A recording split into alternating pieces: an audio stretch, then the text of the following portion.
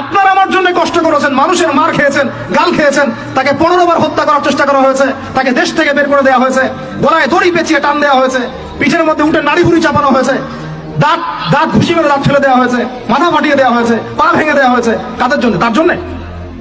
তা আপনি আমি কেন তার জীবনী পড়ে দেখলাম না কখনো? কেন আপনার চেহারায় দাড়ি থাকবে না, আমার চেহারা দাড়ি থাকবে না? কেন আমাদের প্যান্ট টাকনুর নিচে উপরে থাকবে না? কেন আমাদের কথাবার্তা, চালচলন, খাওয়া দাওয়া, ইস্তেঞ্জা করা, নামাজ পড়া, প্রতিটা অ্যাক্টিভিটি সুন্নাহ মাফিক কেন হবে না? এটা আপনাকে হুজুরকে শেখাতে হবে কেন? এটা তো আপনার দায়িত্ব শেখা, নিজের দায়িত্ব। আল্লাহ রাস্তায় বের হতে আপনাকে বলতে হবে কেন? নিজের তাগাদা থেকে আপনি বের হবেন। হুজুররা কবরে যাবে, আপনি যাবেন না? উত্তর দেন। হুজুররা, তোমরা উত্তর দাও, ছেলেরা, ইয়াং জেনারেশন, তোমরা যারা আছো, হুজুররা কবরে যাবে, তোমরা আমরা যাবো না?